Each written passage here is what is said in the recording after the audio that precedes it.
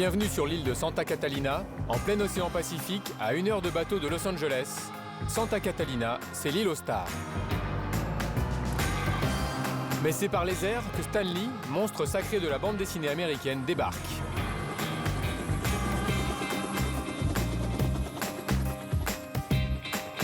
Hello fans de comics, nous sommes au festival du film de Santa Catalina. Ce soir il y a un invité exceptionnel, je suis tellement excitée. C'est le fondateur de Marvel, le créateur de vos super-héros favoris. Je parle bien sûr de Stan Lee. Nous allons voir en avant-première son film Avengers. Sur le tapis rouge, Stan Lee a l'air d'un papy heureux. Mais c'est surtout une légende, à 89 ans, papy fait mieux que de la résistance. C'est le meilleur film de super-héros jamais réalisé. Il vient présenter Avengers, le meilleur démarrage de l'histoire du cinéma.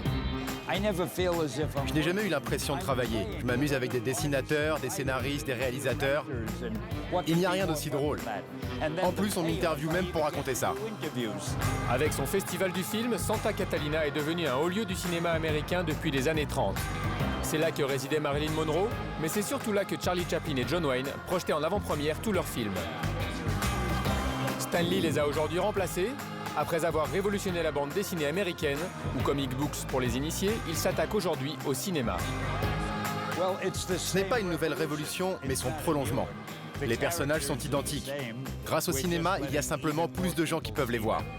Il y a 50 ans, alors que l'industrie des comics périclite, Stan Lee a eu une idée lumineuse qui va changer sa vie et le monde des comic books.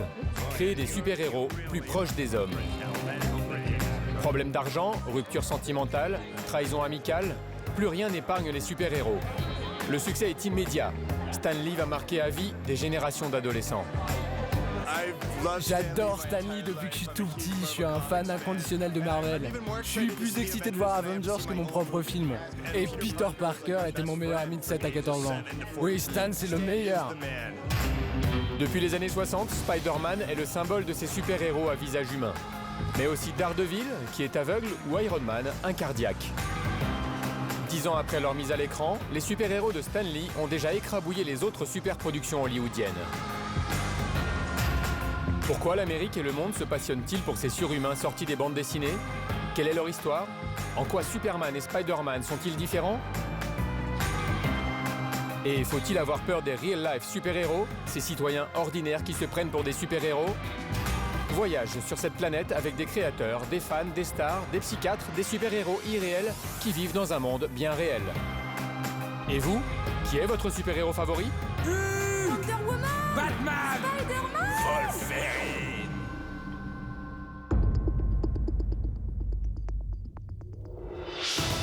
On dit que sur Hollywood Boulevard, les super-héros se baladent dès la nuit tombée. Alors, parmi les 10 millions de touristes qui arpentent chaque année le Walk of Fame, ils doivent bien être quelque part. Quand il ne monte pas la garde devant l'étoile de son créateur, Spider-Man tisse sa toile pour admirer l'affiche d'Avengers. L'homme araignée maîtrise mal l'anglais. Ça va, Spider-Man? Yeah, sure.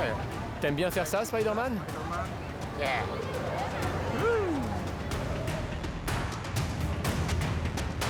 Fraîchement débarqué du Japon pour faire carrière dans le cinéma, Toshio enfile pour l'instant le costume de son super-héros favori pour gagner sa vie. Comme Dark Vador, Transformer ou Batman qui prend la pose avec son pire ennemi. Dans cette Amérique, fascinée par les super-héros, celui qui s'habille comme eux peut se faire un beau pactole. Tous ces super-héros sont apparus à des âges différents dans l'histoire des comics. Mais ce soir, il en manque un de super-héros. Le premier d'entre eux, celui avec qui l'histoire des comic books a commencé, Superman. Et même s'il n'est pas né sur la Terre mais sur Krypton, ce soir, Superman manque à la Supergirl obligée de s'afficher avec Spider-Man.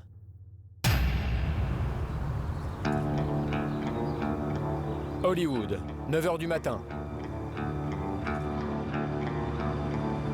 Comme tous les jours, des fans s'agglutinent près des studios télé pour apercevoir leur star favorite.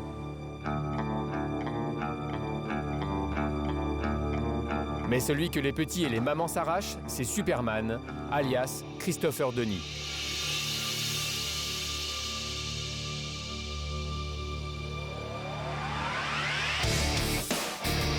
Garçon de café, Christopher rêve de faire carrière à Hollywood. Mais il ne perce pas. Ses amis notent sa ressemblance avec Christopher Reeve, l'acteur qui interprète Superman au cinéma.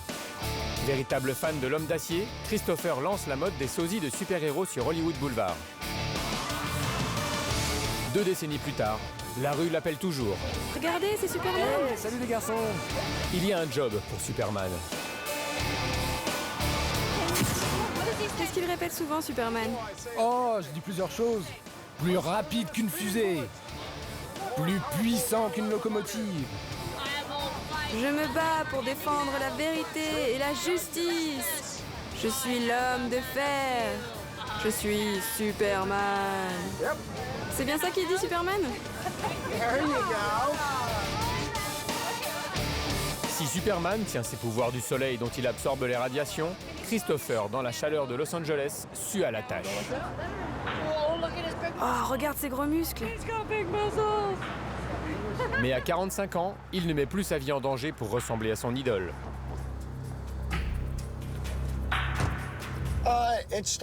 Tout a commencé avec le dessin animé.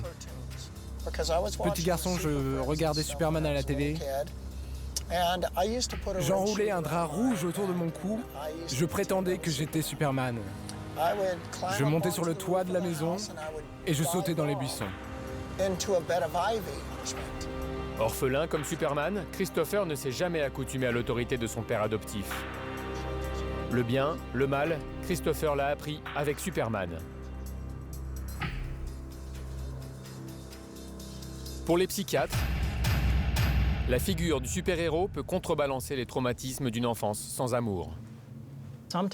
Les enfants ont parfois du mal à parler de certaines choses, à moins d'employer des analogies. Celle du super-héros est très utile. Si un enfant s'appelle Jack, on lui demande ce que ferait Super Jack dans telle ou telle situation, ou bien ce que ferait Superman s'il était à sa place. L'enfant comprend que comme Superman, il ne doit pas fuir en courant, mais que comme lui, il doit regarder la personne droit dans les yeux et lui serrer la main. Même si l'enfant reste un peu nerveux, l'analogie lui donne le courage pour surmonter sa peur. Même quand il fait tomber la cape, Superman n'est jamais loin.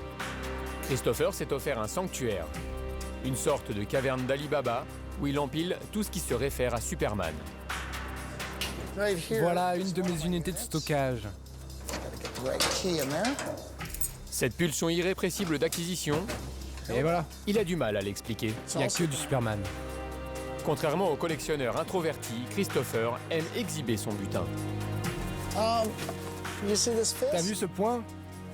C'est une statue de Superman de 2 mètres. Là, tu as des boissons énergisantes Sobi de Superman. Pâte à modeler Superman, poster Superman, skateboard Superman, peu importe l'objet qu'il tient, Christopher l'aime. C'est un prolongement de lui-même, un bout de chair de Superman. Entre ses mains, l'objet devient presque vivant, comme ce livre signé par le principal auteur de Superman. Je l'ai rencontré plusieurs fois, c'est l'un de mes plus grands fans. En lui dédicaçant, c'est comme si Alex Ross avait caressé Christopher et lui avait dit « Superman, c'est toi ». Quand on s'est rencontrés, Alex était émerveillé. Il criait « Oh, tu es là! Je te vois enfin! Tu passes tout le temps à la télé !» Si dans les comic books et à l'écran Lois Lane s'éprend de Superman mais dédaigne Clark Kent, dans la vie pour Christopher, c'est exactement l'inverse qui se produit. Son ex-compagne l'a quitté à cause de Superman. Elle m'a demandé d'arrêter ma collection de Superman. Elle voulait que je cesse de me prendre pour Superman. Je lui ai dit d'aller en enfer. Parce que, pour moi, tu es qui tu es et personne ne peut t'empêcher d'être ce que tu es. Travail, amitié, amour, sa passion pour Superman prend le pas sur toute sa vie, aux grandes dames de Karina, l'actuelle chérie de Christopher. Karina, il a une question pour toi. Est-ce que je pense beaucoup à Superman? Il parle tout le temps de Superman. Il va tout le temps sur eBay pour regarder les objets Superman. Pour que son addiction à Superman cesse, Karina amène Christopher tous les week-ends sur des festivals de BD. L'objectif, vendre sa collection Superman aux fanboys, c'est-à-dire aux fans de comics. Ce dimanche, ils sont nombreux à chiner dans un hangar de Los Angeles. L'un des plus célèbres d'entre eux se fait appeler Bink. Combien avez-vous dépensé aujourd'hui pour des comics? Oh mon Dieu, je n'en ai aucune idée, ça ne s'arrête jamais. Quand je dépense du cash, il faut que ce soit pour des comic books. Pour la société, le fanboy est souvent considéré comme un aliéné. une victime des industries de masse. Bien dit, c'est le bon mot. Une addiction. C'est exactement cela. J'en ai jamais assez. J'adore ma manière de vivre. Allez, on continue par là. Comme les jugements hâtifs, qui assimilent souvent les comics à de simples histoires entre le bien et le mal, les fanboys plaident pour une analyse détaillée. Pour eux, les comics sont un reflet de la société. Comme elle, les super-héros ont une histoire faite de ruptures. Passionnés, ils les traquent. 3 grandes périodes marquent l'histoire des comics. L'âge d'or, l'âge d'argent et l'âge de bronze. Tout commence en 1938 avec la création de Superman chez DC Comics. L'année suivante, l'homme chauve-souris surgit. On parle d'âge d'or parce que c'est l'époque où les plus célèbres super-héros sont créés. Comme ici avec Batman qui commence à être publié. C'est un Batman de l'âge d'or. C'est le numéro 54 de Detective Comics. La première fois que Batman apparaît dans un comics, c'est dans le DC numéro 37. Ce sont des très vieux numéros. De son côté, à cette époque, Marvel publie La Torche Humaine. Le pic de l'âge d'or, c'est l'entrée en guerre des super-héros. Pearl Harbor n'a pas encore eu lieu, mais Superman a déjà terrassé dans les comic books Hitler et l'Empire nippon. N'oublions pas le meilleur, le grand. Le Captain. Le Captain America naît de cet effort de guerre. Pour l'entrée en guerre des États-Unis, le président Roosevelt accepte un projet secret. Créer une armée de super soldats. Le Captain America en devient le leader. Pour renforcer le moral des troupes, les comics sont envoyés sur le front. Certains artistes comme Stan Lee prennent aussi des armes. Depuis la Seconde Guerre mondiale, la destinée des super-héros est liée à celle de l'armée américaine. Les soldats les plus doués commencent à dessiner des super-héros. Aujourd'hui encore, ils squattent les bancs des meilleures écoles de dessin des États-Unis.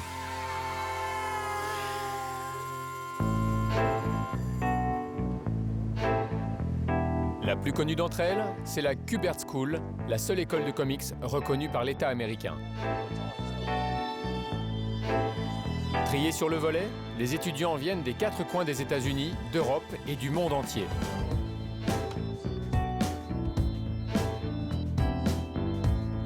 Son nom, l'école la tient de son créateur, Joe Kubert, véritable légende dans le monde des comics.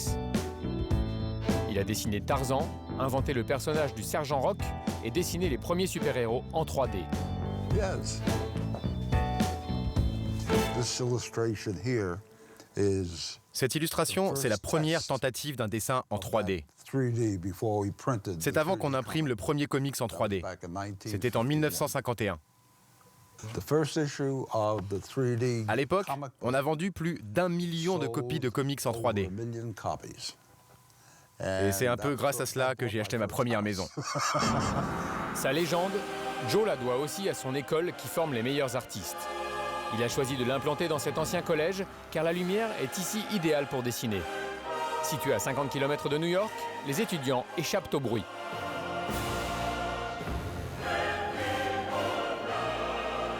Le cours du jour pour les premières années, dessiner quelque chose qui ne se voit pas à l'image, la mort d'un super-héros. Ils doivent dessiner la mort d'un super-héros sans montrer directement le super-héros. Pour le représenter, ils utilisent des symboles qui, implicitement, font comprendre qu'il est mort. Lloyd est réserviste. Oh non, non, j'étais sur le terrain pendant 14 ans. C'est une façon très particulière de... C'est un funérail militaire. Quelque chose dont je n'avais pas conscience.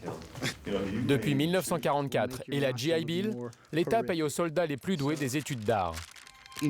C'est ce qui a permis à Lloyd, après avoir servi 14 ans sous les drapeaux, d'entrer à la Kubert School. Voilà mon dernier uniforme militaire. Il est fait pour le désert. Il y a mon nom et mon rang. Capitaine Lloyd Brigery. C'est impossible d'acheter ces bottes dans le commerce. C'est une récompense militaire. Des bottes de tankiste. À la place des lacets, tu as des sangles. Tu lisais des comics dans ton tank? Quelquefois, ouais, quelquefois. Pour Lloyd, tankiste aux pires heures du conflit irakien, même dans les couloirs de son école, la guerre n'est jamais très loin. Depuis 10 ans, la Kubert School publie un comics à l'intention des soldats sur le front. L'idée, les aider à comprendre comment fonctionne leur matériel. On est au front pour se battre, tu sais. On n'a pas le temps de lire le manuel. Il faut agir et réagir vite pour rester en vie, tu vois. Mais c'est bien de les avoir à notre disposition. L'idée de ce manuel militaire, c'est Will Eisner, l'un des plus grands artistes de la bande dessinée américaine, qui l'a eu. On est alors en pleine Seconde Guerre mondiale. Les soldats, pour la plupart des conscrits, connaissent mal leur matériel. L'officier en charge des manuels disait « Je ne sais pas pourquoi on les publie. Personne ne les lit. » Will Eisner lui a répondu « C'est normal, il n'y a que du texte. Je vais vous les faire moi en incluant des dessins. Ainsi, les manuels deviendront amusants et intéressants. Comme cela, les militaires les liront et sans s'en apercevoir, ils apprendront des choses avec. » Des bancs de la Kubert School à la rédaction des plus célèbres comics, il n'y a qu'un pas pour les militaires. Chez IDW, l'éditeur de G.I. Joe, ils sont légion. Nos scénaristes de G.I. Joe ont presque tous une expérience militaire. Ceux qui n'en ont pas sont des experts en affaires militaires et en armes. Larry Hammer, qui l'écrit en ce moment, a un long passé militaire. L'autre star de l'âge d'or, c'est Batman. Contrairement à Superman, il ne fait pas la guerre. Privé de super-pouvoirs, Batman protège seulement Gotham City. De sa création en 1939 jusqu'à nos jours, l'homme chauve-souris a opéré une longue mue. Après la guerre, il est essentiellement une figure paternelle qui s'occupe de Robin. Neil Adams décide alors de ramener Batman à ses origines.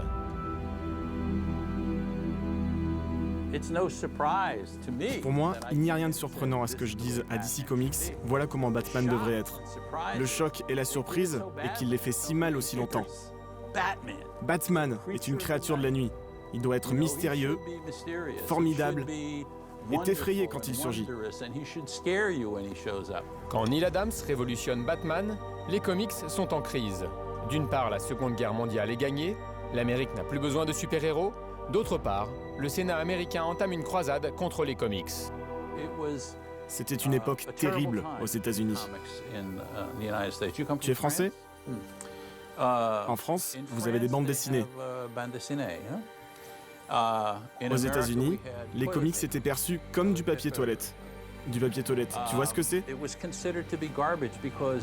Les comics étaient devenus quelque chose de grossier, parce que le Congrès, non content d'attaquer les communistes, avait décidé d'attaquer les comics.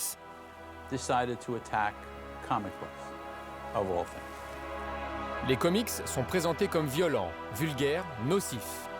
Robin et Batman seraient des homosexuels.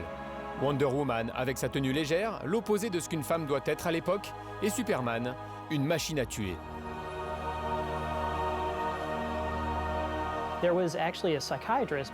Frederick Wertham, un psychiatre, est devenu très impopulaire dans le monde des comics. Il a pris la tête d'un mouvement contre les comics qui affirmait qu'ils étaient la principale cause de la délinquance juvénile. Des auditions ont lieu au Congrès. Le docteur Wertham y présente les conclusions de son livre « Séduction of the Innocent ». Le résultat est immédiat, l'industrie des comics a le choix. S'auto-réguler ou l'État américain s'en chargera. Les éditeurs prennent les devants. Ils créent une organisation d'autocensure. Avant chaque parution, le contenu des comics est contrôlé. Nous sommes en 1954, Batman et Robin fréquentent plus de femmes. Wonder Woman se rhabille et Superman arrête de tuer sans compter. C'était un peu comme une pendule qui se balançait d'un côté et puis de l'autre. Quand le code est sorti, la pendule est restée coincée à une extrémité. Retour vers le futur. 60 ans plus tard, tout a changé. La censure a disparu, la liberté des auteurs est totale. Les comics sont respectés au point que les super-héros sont entrés à l'école primaire. Ils auraient un rôle positif pour l'éducation des enfants. Ils apprennent à construire une intrigue et à y insérer des personnages en les personnifiant. Ils apprennent qu'une histoire a un début, un milieu et une fin.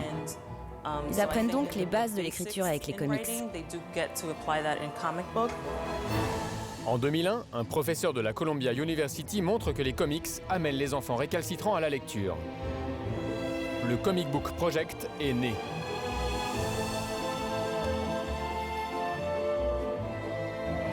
Depuis, 850 écoles à travers le pays ont repris le concept, comme ici à Harlem. En plus de la lecture, les comics aident les enfants à se socialiser. Ils apprennent à travailler en équipe. Le Comic Book Project est vraiment un projet de groupe. Chaque enfant propose ses idées et ensemble, ils doivent arriver à en faire une synthèse cohérente. Ils apprennent donc à retranscrire de manière cohérente les idées du groupe. Pendant une année, les élèves dessinent ensemble un comic. Le thème imposé cette fois-ci, sauver la planète. Tu penses que la planète est en danger? Oui, parce qu'une météorite va s'écraser sur la planète.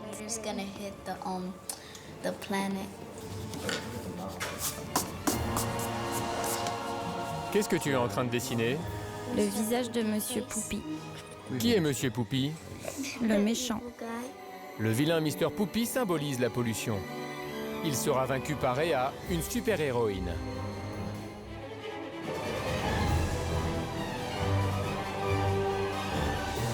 De l'époque de la censure aux classes de super-héroïnes qui sauvent le monde, 50 années se sont écoulées. 50 années d'une profonde révolution marquée par l'empreinte d'un artiste, Stan Lee.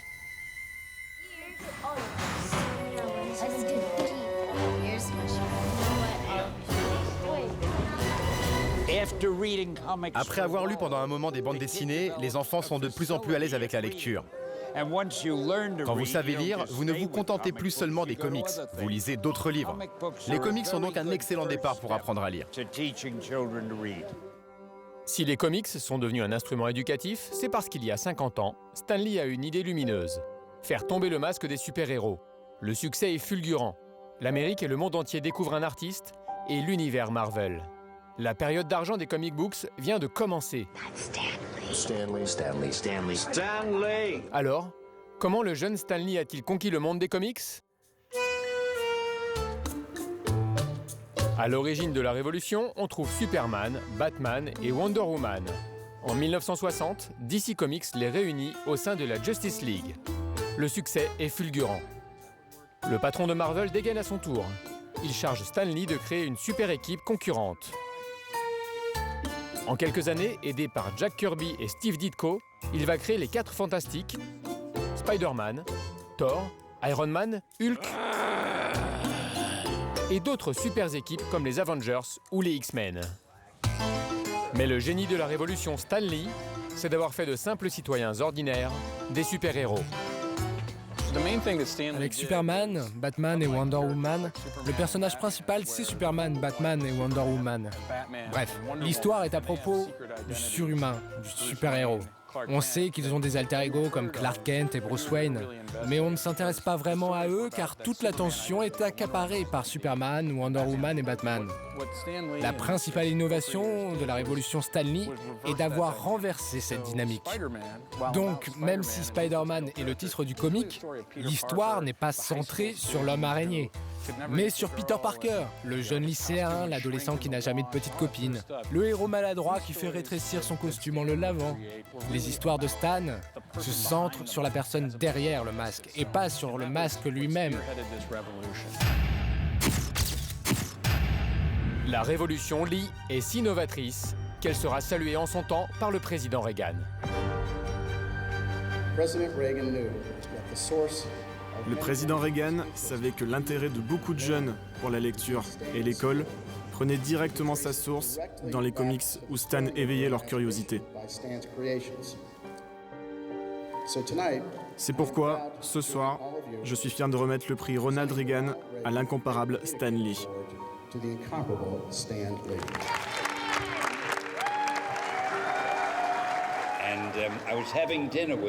Je dînais un soir avec le président.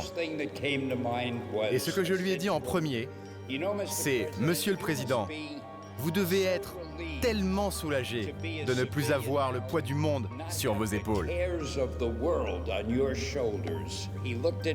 Il m'a regardé et comme un enfant, les yeux grands ouverts, plein d'enthousiasme, il m'a dit « Non, j'adorerais être président !» Et il l'a dit exactement ainsi. Pour mesurer l'impact de la révolution Lee, les honneurs du président c'est bien, la ferveur populaire c'est mieux. Puis-je te poser une question? C'est important pour toi de voir Stan Lee? Ouais, c'est très important. C'est le créateur de Marvel. Il a fait les meilleurs BD. Il a créé nos super-héros favoris. Ouais, comme Spider-Man. J'ai commencé à lire Spider-Man quand j'avais 14 ans. Je lui ai donné mes BD qu'il a continué à lire à l'université et maintenant Carl qui a 13 ans les lit depuis quelques années. Donc peu importe à quelle génération tu appartiens, ce qu'a fait Stan nous parle à tous. Aussi ordinaire que nous soyons, grâce à lui on peut tous devenir des super-héros. Stan Lee, artiste intergénérationnel, a réussi un pari incroyable. Unir père et fils dans les profondeurs de l'enfance. Le secret de son œuvre donc? Allier rêve et réalité. À tel point que des citoyens ordinaires enfilent aujourd'hui le costume de leur super-héros favori. On les appelle des real-life super-héros. Véritables justiciers ou simples héros loufoques, à la nuit tombée, ils squattent les toits de Brooklyn. Je m'appelle Life. C'est ma carte de super-héros anonyme. Je suis un super-héros de New York et je fais tout ce que je peux pour aider les autres. 24 heures dans la vie d'un real-life super-héros, ça ressemble à ça. Au réveil, Life commence par vérifier l'état de ses munitions. Ici, nous avons du savon, des rasoirs, des brosses à dents, du dentifrice, des déodorants. L'arsenal de Life, qui s'appelle Raïm dans la vraie vie, lui permet d'aider les SDF de New York. Sans super pouvoir, plus surhumain que super-héros, il collecte auprès des riches donateurs des produits de première nécessité. Quand je suis devenu un super-héros, j'ai commencé à vouloir aider les gens. Je suis allé voir les sans-logis et je leur ai demandé de quoi avez-vous besoin. Ils m'ont répondu qu'il manquait de savon, de chaussettes, de brosses à dents, de dentifrice et de toutes ces choses. Donc avec mes amis, on a décidé de s'engager car le gouvernement n'en fait pas assez pour eux. Pour pallier aux failles du système social américain, Raïm crée il y a 5 ans les super-héros anonymes. Un groupe d'une 50aine de super-héros qui, comme lui, aident les plus démunis. Comme tout super-héros qui se respecte, Raïm ne sort jamais démasqué. Et pour se diplômer de la célèbre Columbia University, on ne lésine pas sur le costume. Mon costume de super-héros est très conventionnel. Il est dans l'esprit de celui du frelon vert. Mon modèle de super-héros est donc vraiment très traditionnel. Col ajusté, chapeau vissé sur la tête, ce Robin des Bois des temps modernes se prendrait presque au sérieux. Les préparatifs finis, place maintenant à l'action. Sa Batmobile n'est pas garée dans une grotte secrète, mais dans la rue. Et comme toutes les voitures, elle roule au super. Même les super-héros subissent la flambée du prix du pétrole. Ici, on est à Brooklyn. On va traverser le pont pour se rendre à Manhattan. C'est là que sont la plupart des SDF. On va leur distribuer le matériel et les aider ce soir. Faute de pouvoir voler au secours des SDF comme Superman, Life compense par la puissance de sa voiture. On va leur montrer qu'il y a des vrais super-héros dans le monde. S'ils ne sont pas encore au courant qu'on existe, ils vont bientôt le savoir. En moins de 3 heures, avant que les SDF n'aillent se coucher, Raïm va distribuer plus de 50 kg de dentifrice, brosses à dents et autres produits de première nécessité sur un périmètre égal à la moitié de Paris. Depuis la crise de 2007, le nombre de sans-logis a pratiquement doublé à New York. 45 000 d'entre eux vivent dans les rues de Manhattan, car c'est dans les quartiers les plus riches de la Big Apple qu'ils trouvent les meilleurs squats. Voilà une solution antiseptique pour vous, et du chocolat pour vous.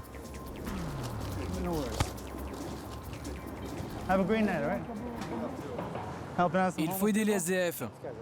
Ils ont besoin d'aide. Casse-toi. Life file désormais dans un squat de luxe. Entre la 55e et la 56e avenue, Sony sponsorise un espace public ouvert la nuit. En quelques années, le Sony Plaza est devenu un repère à clochards.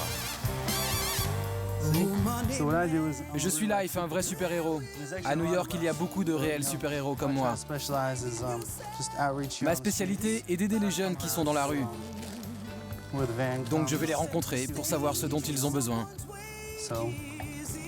Voilà du dentifrice. En plus des kits d'hygiène, Life donne de la chaleur humaine et toute son écoute au SDF.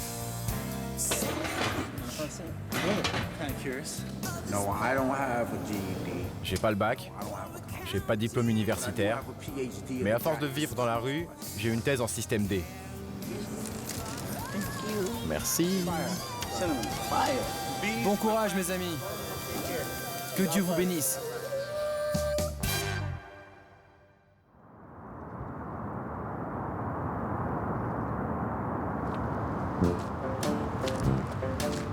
Grande banlieue de New York. Le pas déterminé, celui qui se fait appeler le crapaud, The Cloak en anglais, patrouille dans les rues de son quartier. Hey, comment allez-vous? Tout est calme ce soir? The Cloak est une sorte d'auto-justicier, un citoyen ordinaire qui veut faire régner l'ordre dans son voisinage. Ah, je patrouille, c'est tout. Je vérifie que la zone est sûre. Rien de plus. Je fais juste mon boulot de super-héros. Charlie, viens immédiatement, j'ai un super-héros en face de moi. Non, je te le jure. Excuse-moi, c'est quoi ton nom? Le crapaud. Le crapaud, Charlie. Quand il enlève son masque, The Cloak s'appelle Thomas. Ce jeune papa, fan de comics, a voulu ressembler à son idole, Batman. Comme lui, il veut combattre le crime. Et si Gotham City est bien New York, Thomas, lui, a créé son personnage de toutes pièces. En quête de reconnaissance, il interpelle les gens. Je suis le crapaud, au fait. Quoi? Le crapaud? Quand il ne les effraie pas, les gens se moquent de lui. Surtout quand il fait étalage de sa maîtrise des arts martiaux. Je sais faire du kung-fu, du taekwondo et aussi de l'aïkido. J'ai une règle de base. Je ne tue pas. Quand je me bats contre quelqu'un, je ne le brutalise pas au point de l'envoyer à l'hosto. Je vais juste le faire tomber et l'immobiliser jusqu'à ce que quelqu'un vienne l'arrêter. Rien de plus. Grâce à sa maîtrise des arts martiaux, Thomas serait donc capable de tuer à main nue. On se dit quand même qu'on aimerait bien le voir à l'œuvre, le Cloak.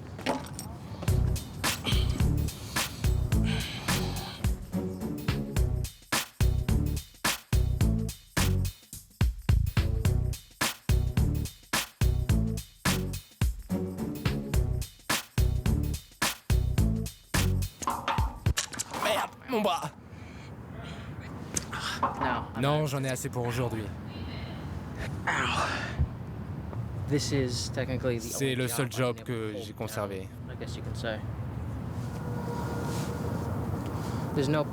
Bien sûr, je ne suis pas payé, mais j'ai l'impression de faire quelque chose de constructif pour la société. Et jusqu'à maintenant, personne ne m'a dit que c'était mal ou que je cause des problèmes. Au chômage depuis 2 ans, Thomas a récemment été interpellé par la police. Lors de l'une de ses patrouilles, il portait des armes. Plusieurs autres real-life super-héros auraient déjà dérapé selon la presse américaine.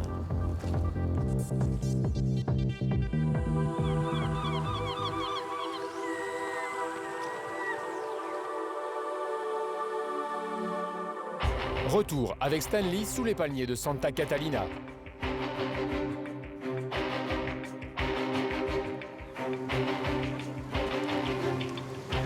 Comment allez-vous, monsieur Lee? Comment allez-vous?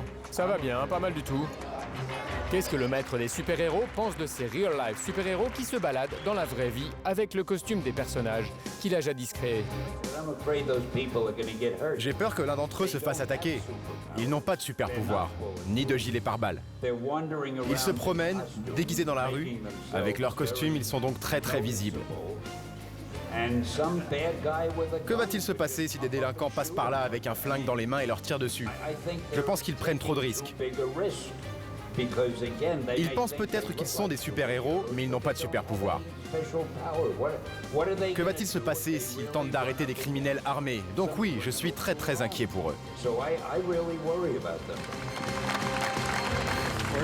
Pour Stan Lee, les citoyens ordinaires ne seront jamais des Superman. En créant des super-héros à visage humain, il a pourtant bouleversé les codes du dessin. Au point que dans les écoles où on apprend à dessiner un super-héros, il faut avant tout maîtriser l'anatomie humaine.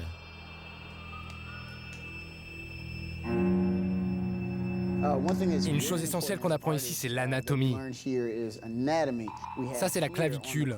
Et cette petite extrémité sternale, tout le monde l'a. Quand tu la dessines, il faut qu'elle soit parfaitement représentée, que tu aies le bon rapport entre les deux extrémités. C'est vrai que tu dessines Superman ou Wonder Woman ou Spider-Man, il faut que ce soit juste. Pour représenter des milieux dans lesquels leurs super-héros vont évoluer, mais qu'ils ne connaissent pas, comme un sous-marin ou une voiture de course, les étudiants disposent d'une riche bibliothèque. Pour soigner les détails, les étudiants s'aident de photos qu'on appelle références dans le monde de la BD. Prenons par exemple ce livre sur les voitures de course.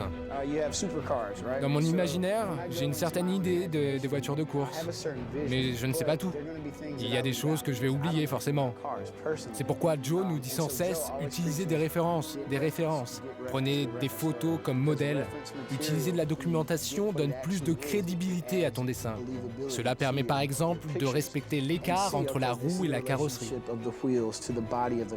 La dernière étape dans la fabrication du super-héros, c'est le coloriage. Dans cette salle, on finalise les dessins. On apprend à utiliser Photoshop. Nés après la révolution Stanley, les étudiants de la Kubert School ne sont pas très fans des super-héros parfaits type Superman.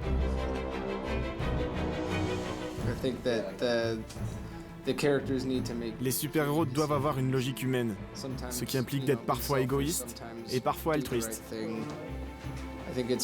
C'est plus réaliste, contrairement à un Superman qui est un peu trop parfait.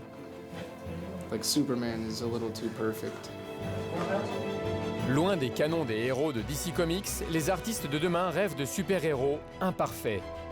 Mais avant de révolutionner à leur tour le monde des comics, ils devront sortir diplômés de la Kubert School.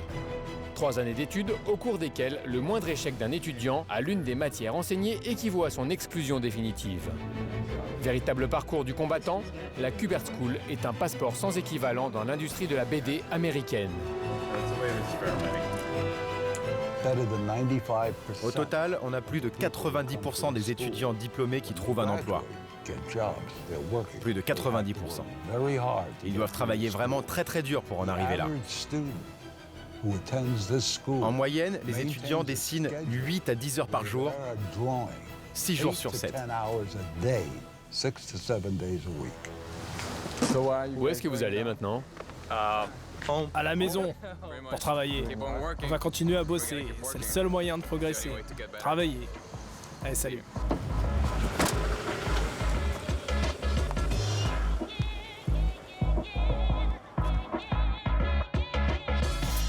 L'autre aspect de la révolution Stanley est d'avoir fait de New York le terrain de jeu des super-héros. Exit Gotham City, Metropolis et les autres villes imaginaires qui sont en fait de pâles copies de la Big Apple. Désormais, dans les comic books de Marvel, New York s'appellera New York. Sur Broadway Avenue, au 20e et dernier étage de son building, Klaus Johnson, illustre dessinateur de Batman et Spider-Man, domine New York. J'aime l'espace, la distance, la 3D. J'aime la profondeur de champ. En vivant en haut d'un gratte-ciel, j'ai ce sentiment d'ouverture.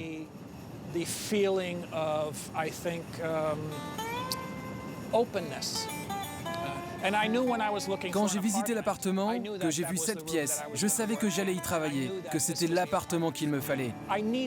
J'ai besoin de cette lumière, de pouvoir voir loin. C'est un sentiment agréable, un lieu parfait pour travailler.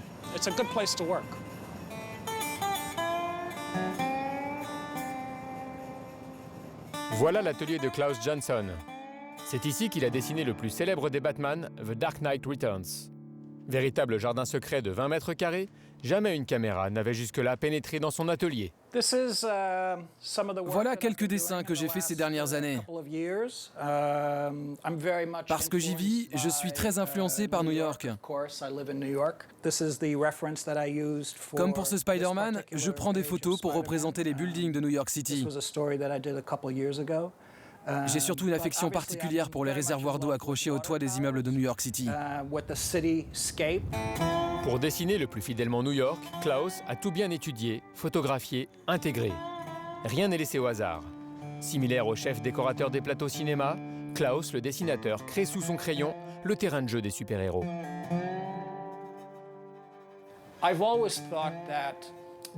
J'ai toujours pensé que l'environnement était aussi important que les personnages. C'est seulement une fois le décor planté que les fans peuvent s'adonner à leur passe-temps favori, voir les super-héros sauver le monde. Si le dessin est réaliste, il permet aux lecteurs de connecter leur réalité à celle de mes comics. Dessiner un cadre réaliste aide le lecteur à entrer dans le monde que je crée pour eux.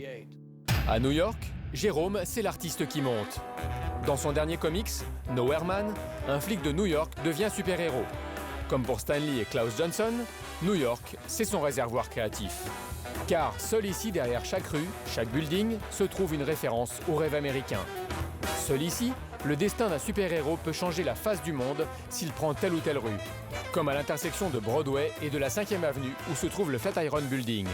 C'est la seule avenue de New York qui ne soit pas rectiligne. Le Flatiron Building est un endroit crucial pour mon histoire, car c'est ici que mon personnage décide ou non de devenir un super-héros. C'est un paradoxe. Si mon héros part vers la droite, il fait le mauvais choix. En revanche, s'il va vers la gauche, il prend la bonne décision. Comme le super-héros de Jérôme est parti sur la gauche, il a choisi d'assumer son destin de super-héros. Son choix fait, le héros de Jérôme doit prendre de la hauteur. À cette fin, Nowhere Man utilise le plus célèbre gratte-ciel, l'Empire State Building. Et ce n'est pas le seul, Superman, Batman et Spider-Man l'ont tour à tour utilisé. New York, ville des super-héros, ce n'est pas qu'une source d'inspiration chez les artistes. C'est aussi un jeu en vogue chez les jeunes. L'objectif, déloger les super-héros. Comprenez, déranger les habitants d'un appartement qui a inspiré une BD Batman ou un film Spider-Man. En caméra cachée, nous avons tenté l'expérience. Est-ce que vous savez où vit Peter Parker? Qui? Peter Parker. Spider-Man. Ah oui, c'est dans cet immeuble. Voilà l'immeuble qui a servi au film Spider-Man 2 et 3. C'est rue Christie au numéro 187. Je voudrais savoir où vit Peter Parker.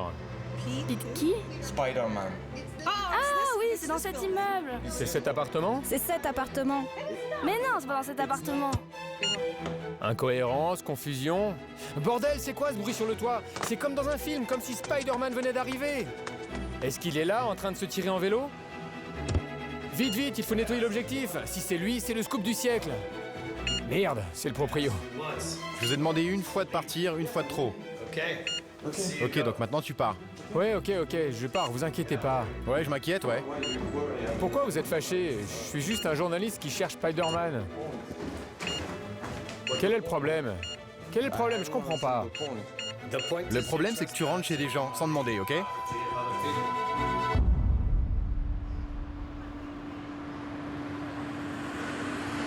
Si Spider-Man s'est fait la belle, c'est parce que ce soir, il avait une urgence. L'homme araignée a maintenant son show à Broadway. Avec 75 millions de dollars investis, c'est l'un des spectacles les plus chers de l'histoire de Broadway. Mais pour l'instant, c'est un véritable bide. Spider-Man, c'est 700 000 dollars de pertes par semaine. En partie à cause de sa complexité technique. Les artistes effectuent plus d'une vingtaine de numéros aériens au-dessus du public. Pour éponger ses dettes, les directeurs du spectacle mettent maintenant en avant l'aspect humain de Spider-Man. Les paroles de la comédie musicale racontent surtout les difficultés du jeune Peter Parker. Perte de ses parents, amour déçu, crise d'adolescence, la musique composée par le groupe U2 balaye les problèmes du jeune pubère. À Broadway aussi, pour faire survivre les super-héros, il faut les rendre plus humains.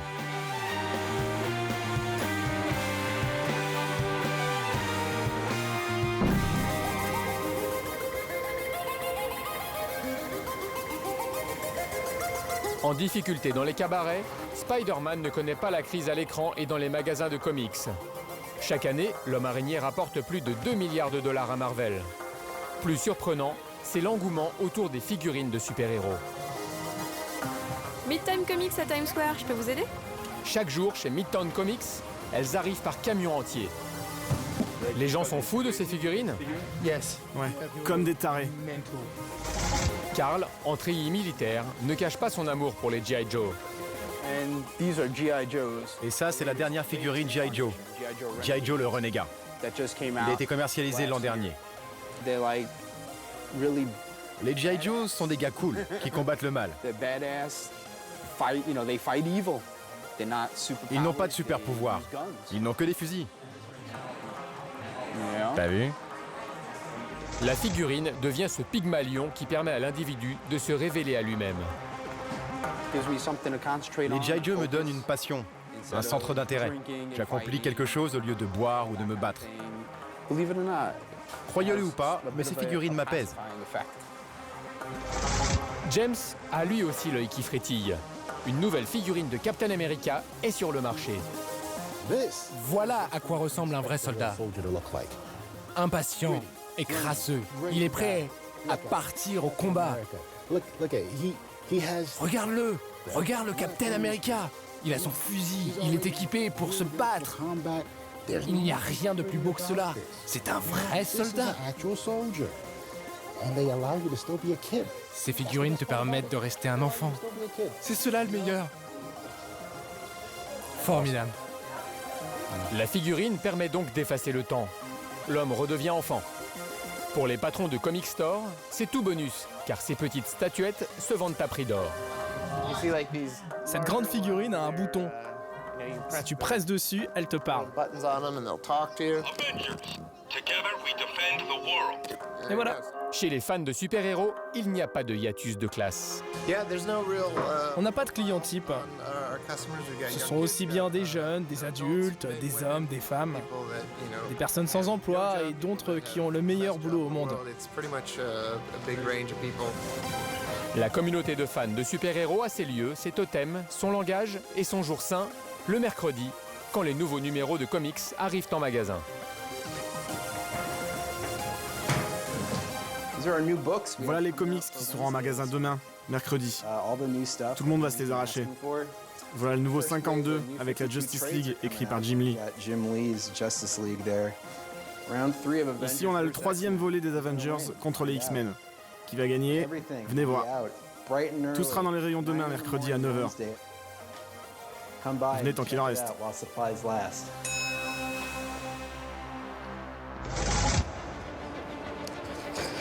Quand ils ne lisent pas les récits de leurs super-héros, les New-Yorkais les dessinent. Vous avez 15 minutes pour dessiner un super-héros.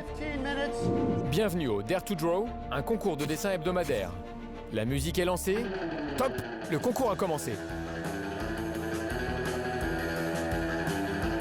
La montre tourne.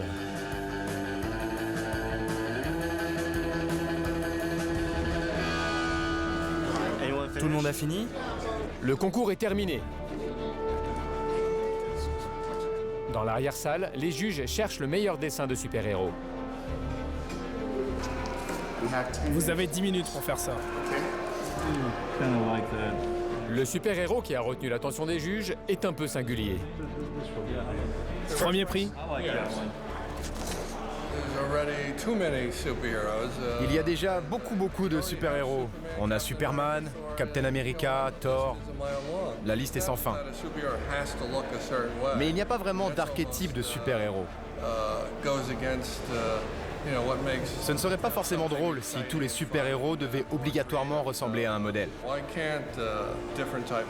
C'est ce que Jack Kirby et Stan Lee nous ont montré dans les années 60, en créant des super-héros qui ressemblaient à des monstres. S'il vous plaît, asseyez-vous. Les juges arrivent, bébé. Le premier prix du meilleur super-héros est pour... Jay Patterson. Mal rasé, le cigare au bec, le personnage de Jay a tout de la caricature du super-héros. On est loin de Superman. Héros malgré lui, anti-héros ou héros décalé, un has-been maladroit et attachant est devenu super-héros. Le cigare, c'est la touche en plus.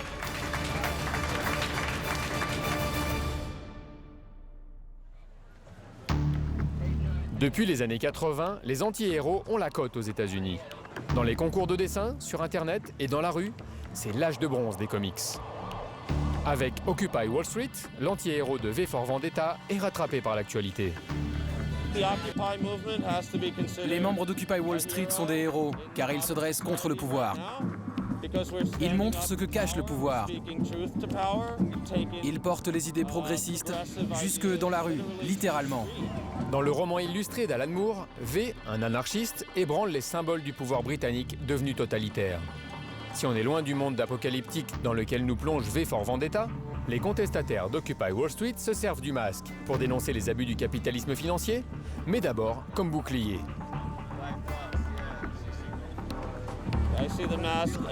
Le masque reflète une idée. Il montre aussi à l'État et à la police qu'on peut devenir anonyme dès qu'on en a besoin. Ils ne peuvent pas nous filmer ainsi. Télésurveillance, corruption, médias pourris, gouvernement qui manipule par la peur, on retrouve dans les inquiétudes des manifestants les thèmes favoris du héros de V for Vendetta. Le masque est important parce que le personnage de V se bat pour la révolution et la liberté. C'est pour cela que les membres d'Occupy Wall Street l'ont adopté. Regarde juste autour de toi. C'est comme dans les comics. La vie imite l'art. C'est la meilleure façon de décrire ça. Plus qu'un effet de mode, les bras cassés anti-héros bousculent les super-héros traditionnels. C'est l'âge de bronze des comics.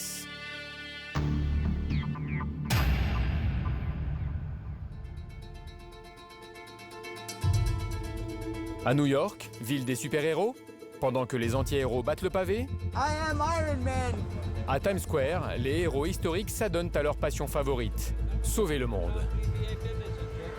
Iron Man est ici! Iron Man est ici pour vous sauver! Est-ce que tout est sous contrôle? Vous voulez que j'expose quelqu'un?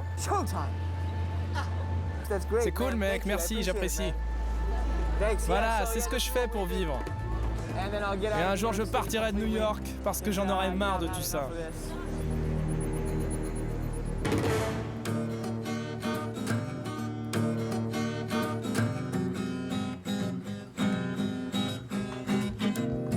Quitter le trottoir, Christopher y a aussi pensé. Le blues du super-héros, il connaît.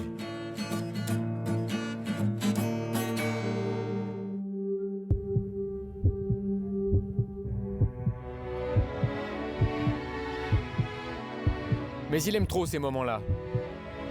Quand il devient Superman, ils sont là tous ensemble. Le chat sur le sol, le regard se croise, c'est toujours les mêmes gestes. Le peigne dans ses cheveux, puis le coup de lac. Toujours. D'abord la culotte, rouge, toujours. Puis la jambe gauche, chaussettes, chaussures, toujours.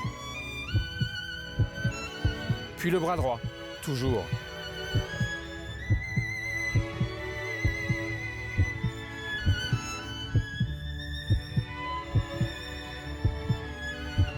Puis une goutte de parfum, toujours.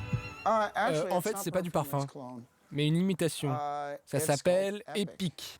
Ça sent bon et Superman est un personnage épique. Quelle ironie. C'est le parfum parfait pour moi. Ce matin, Christopher a du chien. Remonté comme une pendule, il a rendez-vous avec une star internationale. Il a décidé de proposer sa cape à Johnny Depp.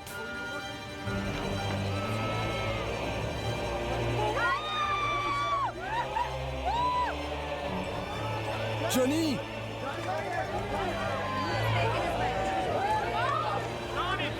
Johnny!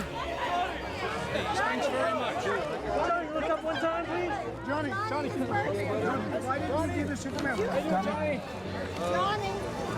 Johnny, over here. Tu es génial, Johnny! Christopher rêve d'un Johnny Depp Superman, comme Stan Lee rêvait que de grands acteurs enfilent le costume de ses héros. Hollywood l'a fait.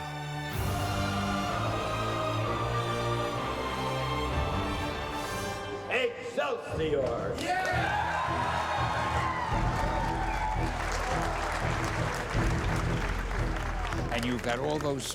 Il y a tous les effets spéciaux, il y a la musique, les acteurs qui font des performances incroyables.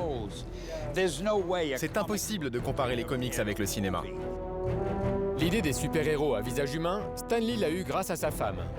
Un jour, elle lui a dit « Fais ce qui te plaît, n'écoute plus tes chefs, laisse parler les monstres de ton imagination. »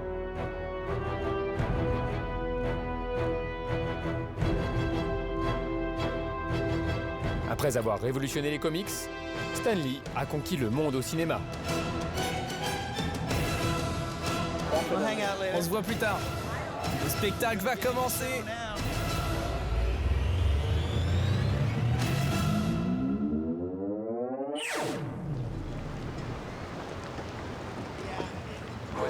Est-ce que vous avez aimé le film? Ah, il est fantastique, incroyable. Ah oui. C'est extraordinaire de voir tous ces personnages travailler ensemble. Ouais, c'est vrai. Ils sont tous ensemble. J'ai adoré Spider-Man, Iron Man et Hulk. Mais Spider-Man n'est pas dans le film. Non, mais je veux dire... C'est incroyable qu'ils aient pu les mettre tous ensemble et qu'ils arrivent à s'organiser, à former une belle équipe. Stan est vraiment un génie. Oui, vraiment, c'est dingue. M'embrasse pas.